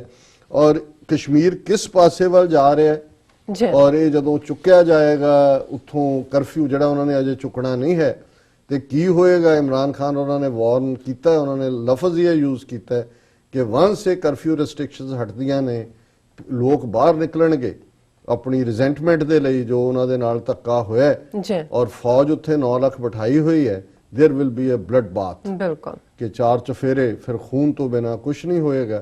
और जस्टिस मारकंडे काटजू ਜਿਹੜੇ ਸੁਪਰੀਮ ਕੋਰਟ ਦੇ ਜਸਟਿਸ ਵੀ ਰਹੇ ਹਾਲਾਂ ਪੱਕੇ ਨੈਸ਼ਨਲਿਸਟ ਨੇ ਇੰਡੀਅਨ ਪਰ ਉਹਨਾਂ ਚੋਂ ਇੰਨੀ ਕਿ ਹਿੰਮਤ ਹੈ ਕਿ ਉਹ ਕਈ ਵਾਰ ਜਿਹੜੀ ਗੱਲ ਹੈ ਹੌਸਲੇ ਨਾਲ ਕਰਦੇ ਨੇ। ਔਰ ਉਹਨਾਂ ਨੇ ਇੱਕ opinion ਪੇਜ ਦੇ ਵਿੱਚ ਲਿਖਿਆ Kashmir will become India's Vietnam War. The center's policies have sowed the seeds of large-scale guerrilla warfare. Markande Katju ਉਹਨਾਂ ਨੇ ਕਿਹਾ ਵੀ ਇਹ ਔਰ ਜਿਵੇਂ ਅਸੀਂ ਕਿਹਾ ਸੀ ਉਹਨਾਂ ਨੇ ਕਿਹਾ ਜੀ ਕਿ ਇਹ ਜਿਵੇਂ ਨੈਪੋਲੀਅਨ ਦਾ ਵਾਟਰਲੂ ਜਿਹੜਾ ਉਹ ਸਪੇਨ ਉਹਦਾ ਐਂਡ ਹੋਇਆ ਸੋਵੀਅਤਸ ਦਾ ਅਫਗਾਨਿਸਤਾਨ ਹੋਇਆ। ਉਹਨਾਂ ਨੇ ਕਿਹਾ ਜੀ ਇਹ ਕਸ਼ਮੀਰ ਅਮਰੀਕਾ ਦਾ ਵਿਤਨਾਮ 'ਚ ਕੀ ਹਾਲ ਉਹਨਾਂ ਨੇ ਕਿਹਾ ਜੀ ਇਹ ਕਸ਼ਮੀਰ ਜਿਹੜਾ ਇਹ ਇੰਡੀਆ ਦਾ ਵਿਤਨਾਮ ਬਣ ਗਿਆ। ਔਰ ਇਸ ਸਾਰੇ ਚੋਂ ਅਸੀਂ ਦੇਖਦੇ ਕਿ ਵੀ ਜਿਹੜੇ ਸਾਡੇ ਉਮਾ ਦੇ ਸਾਊਦੀ ਅਰੇਬੀਆ ਵੱਡਾ ਹੈ ਉਹ ਵੀ ਖਬਰ ਅੱਜ ਹੀ ਲੱਗੀ Saudi Arabia is planning to invest $100 billion in India. ਹੁਣ ਇਹ ਦੇਖ ਲਓ ਕਿ ਦੋਸਤ ਕੌਣ ਹੁੰਦਾ ਤੇ ਦੁਸ਼ਮਣ ਕੌਣ ਹੁੰਦਾ। ਔਰ ਇਸ ਸਾਰੇ ਚੋਂ ਜਿਹੜੀ ਕਸ਼ਮੀਰ ਦੀ ਗਰਾਊਂਡ ਸਿਚੁਏਸ਼ਨ ਦੇ ਉੱਤੇ ਵਿਜਲ up more bunkers prohibited areas in Jammu and Kashmir. ਇਹ 57 ਦਿਨਾਂ ਬਾਅਦ ਇਹ ਹਾਲ ਹੈ ਕਿ ਹੋਰ ਬੰਕਰ ਫੌਜ ਖੋਦ ਰਹੀ ਹੈ। 4 ਚਫੇਰੇ ਤਾਰਾਂ ਜਿਹੜੀਆਂ ਜਿਹਦੀਆਂ ਪਿਕਚਰਸ ਵੀ ਸਾਹਮਣੇ ਆਈਆਂ ਨੇ ਇਹ ਸਾਹਮਣੇ ਆਈਆਂ ਸੋ ਇਹ ਸਾਰਾ ਪਾਰਟ ਦੇ ਨਾਲ ਇੱਕ ਫੰਕਸ਼ਨ ਜਿਹੜਾ ਅਸੀਂ ਕੱਲ ਇੱਥੋਂ ਦਾ ਪ੍ਰੋਮਿਨੈਂਟ ਹੋਟਲ ਹੈ ਲੌਂਗ ਆਈਲੈਂਡ ਦਾ, ਸ਼ਾਇਦ ਰੈਡਿਸ਼ ਹੋਟਲ ਜੀ, ਰੈਡੀਸਨ ਹੋਟਲ, ਉਸ ਦੇ ਵਿੱਚ ਇੱਕ ਖਾਸ ਫੰਕਸ਼ਨ ਜਿਹੜਾ ਕਿ ਇੱਥੋਂ ਦੀ ਪ੍ਰੋਮਿਨੈਂਟ ਬੜੀ ਜਿਹੜੀ ਪੜ੍ਹੇ ਲਿਖਿਆਂ ਦੀ ਆਰਗੇਨਾਈਜੇਸ਼ਨ ਹੈ ਉਹਨੂੰ ਇਹ ਪਾਸਨੀ ਕਹਿੰਦੇ ਨੇ, Pakistan American society of New York, ਉਹਨਾਂ ਨੇ ਇੱਕ ਫੰਕਸ਼ਨ ਰੱਖਿਆ ਸੀ। ਉਹਦੇ 'ਚ ਉਹਨਾਂ ਨੇ ਇੱਕ ਪੈਨਲ ਡਿਸਕਸ਼ਨ ਜਿਹਦੇ 'ਚ ਜਿਹੜੇ ਪਾਕਿਸਤਾਨ ਦੇ ਕੌਂਸਲ ਜਨਰਲ ਨੇ ਬੀਬੀ ਆਇਸ਼ਾ ਅਲੀ ਨਿਊਯਾਰਕ ਦੇ ਵਿੱਚ, ਉਹਨਾਂ ਨੂੰ, ਮੈਨੂੰ ਔਰ ਡਾਕਟਰ ਗੁਲਾਮ ਨਬੀ ਫਾਈ ਜਿਹੜੇ ਕਸ਼ਮੀਰ ਅਮਰੀਕਨ ਕੌਂਸਲ ਦੇ ਨੇ, 30 ਸਾਲ ਤੋਂ ਹੀ ਉਹ ਕੰਮ ਕਰ ਰਹੇ ਨੇ ਇਸ ਮੁੱਦੇ ਤੇ, ਉਹਨਾਂ ਨੂੰ ਸੱਦਿਆ ਸੀ। ਇਹ ਵੀ ਲਗਭਗ 2-2.5 ਘੰਟੇ ਚੱਲਿਆ ਫੰਕਸ਼ਨ, ਜਿਸ ਦੇ ਵਿੱਚ ਸਾਨੂੰ ਵੀ ਆਪਣੀ ਗੱਲ ਕਹਿਣ ਦਾ ਮੌਕਾ ਬਣਿਆ ਔਰ ਇੱਕ ਅੱਛਾ ਮਾਹੌਲ ਜਿਹਦੇ ਵਿੱਚ ਡਿਬੇਟ, ਡਿਸਕਸ਼ਨ, ਸਟ੍ਰੈਟਜੀਜ਼, ਵਾਟ ਆਫਟਰ ਮੈਥ।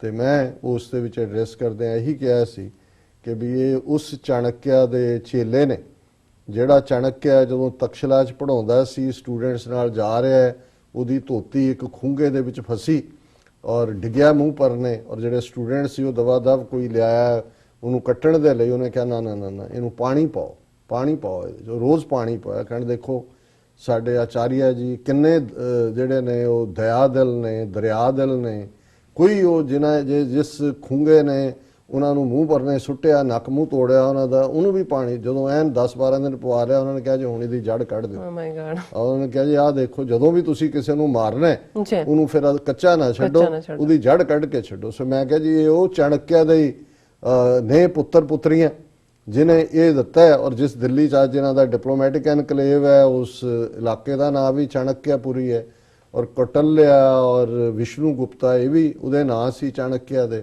ਉਸ ਰੋਡ ਦਾ ਨਾਂ ਵੀ ਜਿਹੜਾ ਕੌਟਲਿਆ ਮਾਰਗ ਹੈ। ਔਰ ਆਇਸ਼ਾ ਅਲੀ ਜਦੋਂ ਉਹਨਾਂ ਨੇ ਐਡਰੈਸ ਕੀਤਾ, ਕਿਉਂਕਿ ਉਹ ਸੀਨੀਅਰ ਡਿਪਲੋਮੈਟ ਨੇ, ਦਿੱਲੀ 'ਚ ਵੀ ਰਹੇ, ਉਹਨਾਂ ਨੇ ਮੇਰੀ ਗੱਲ ਨੂੰ ਕਹਿੰਦੇ ਜੀ ਮੈਂ ਤਾਂ ਉੱਥੇ ਰਹੀ ਹਾਂ, ਮੈਨੂੰ ਪਤਾ ਹੈ ਵੀ ਉਹ ਕੌਟਲਿਆ ਮਾਰਗ ਹੈ ਔਰ ਦੂਸਰੇ। ਸੋ ਮੈਂ ਸਮਝਦਾ ਵੀ ਇਸ ਵੇਲੇ ਇੱਕ ਸਿੱਖ ਕੌਮ, ਔਰ ਉਹਦੇ 'ਚ ਵੀ ਉਸ ਫੰਕਸ਼ਨ 'ਚ ਕਰਤਾਰਪੁਰ ਸਾਹਿਬ ਜ਼ਿਲ੍ਹਾ ਨਾਰੋਵਾਲ ਦੇ ਕੁਝ ਵੀਰ ਆਏ ਸੀ। ਇੱਕ ਯੰਗ ਮੈਨ, ਉਹ ਮੈਨੂੰ ਛੱਡਿਆ ਹੀ ਨਾ ਫੜ ਕੇ, ਉਹ ਮੈਨੂੰ ਕਿਹਾ ਜੀ ਮੈਂ ਉਹਨੂੰ ਕਹਾ, ਮੈਂ ਕਿਹਾ ਵੀ ਤੂੰ ਉਸ ਬਾਬੇ ਨਾਨਕ ਦੀ ਧਰਤੀ, ਬਾਬਾ ਨਾਨਕ ਸਾਰੀ ਜ਼ਿੰਦਗੀ ਲਗਭਗ ਉਹਨਾਂ ਨੇ 50 ਸਾਲ ਤੋਂ 50,000 ਮੀਲ ਤੋਂ ਜ਼ਿਆਦਾ ਸਫ਼ਰ ਕੀਤਾ, ਕਿਹੜੀ ਉਹਨਾਂ ਨੇ, ਮੈਂ ਕਿਹਾ ਜੇ ਉਸ ਕਰਤਾਰਪੁਰ ਰਾਵੀ ਦੇ ਕੰਢੇ ਨੂੰ ਚੁਣਿਆ, ਸਾਡੇ ਲਈ ਤਾਂ ਹਰ ਜ਼ਰਾ ਜਿਹੜਾ ਉਸ ਦਾ ਉਹ ਮੁਬਾਰਕ ਹੈ ਜਿਹਨੂੰ ਬਾਬੇ ਨੇ ਚੁਣਿਆ। ਸਾਰੀ ਦੁਨੀਆ 'ਚ ਉਹ ਥਾਂ ਜਿੱਥੇ ਉਹਨਾਂ ਨੇ ਹਲ ਚਲਾਇਆ, ਜਿੱਥੇ ਉਹਨਾਂ ਨੇ ਜ਼ਿੰਦਗੀ ਦੇ 18 ਸਾਲ ਗੁਜ਼ਾਰੇ। ਲੇਕਿਨ ਮੈਂ ਉਹ ਪਿਆਰ ਦੀ ਗੱਲ ਕਰਦਾ ਕਿ ਵੀ ਕਈ ਤਾਂ ਇਹ ਕਹਿਣ ਕਿੱਥੇ ਸੀ ਤੁਸੀਂ ਸਾਰੇ ਅੱਜ ਤੱਕ, ਕਹਿੰਦੇ ਕਿ ਸਾਡੇ ਸਿੱਖ ਭਰਾ ਕਿਉਂ ਸਾਨੂੰ ਛੱਡ ਕੇ ਚਲੇ ਗਏ। ਸੋ ਮੈਂ ਇਹ ਸਮਝਦਾ ਵੀ ਇਹ ਵੀ ਜਿੱਥੇ ਕਸ਼ਮੀਰ ਦੀ ਸਟਰਗਲ ਇੱਕ ਪੇਨ ਹੈ, ਇੱਕ ਦਰਦ ਹੈ, ਜਦੋਂ ਮੈਂ ਆਪਣੇ ਪਿੰਡੇ ਤੇ ਹੰਡਾ ਰਿਹਾ ਇਸ ਸਾਰੇ ਦੌਰ 'ਚ, ਉੱਥੇ ਇੱਕ ਪਿਆਰ ਦੇ ਦਰਵਾਜ਼ੇ ਖੋਲਣ ਵਾਲਾ, ਉਹ ਜਿਵੇਂ ਕਰਤਾਰਪੁਰ ਕੋਰੀਡੋਰ ਨੇ ਦੋਨਾਂ ਕੌਮਾਂ ਦੇ ਵਿੱਚ ਮਜ਼ਹਬੀ ਤੌਰ ਦੇ ਉੱਤੇ ਇੱਕ ਲਿਆਂਦਾ, ਇਹ ਕਸ਼ਮੀਰ ਦੀ ਸਟਰਗਲ ਦੇ ਨਾਲ ਸਾਡਾ ਖਲੋਣਾ ਸਿਆਸੀ ਤੌਰ ਤੇ ਵੀ ਸਾਡੇ ਉਸ ਦਰਵਾਜ਼ੇ ਨੂੰ ਖੋਲਣ ਦੀ ਗੱਲ ਹੈ।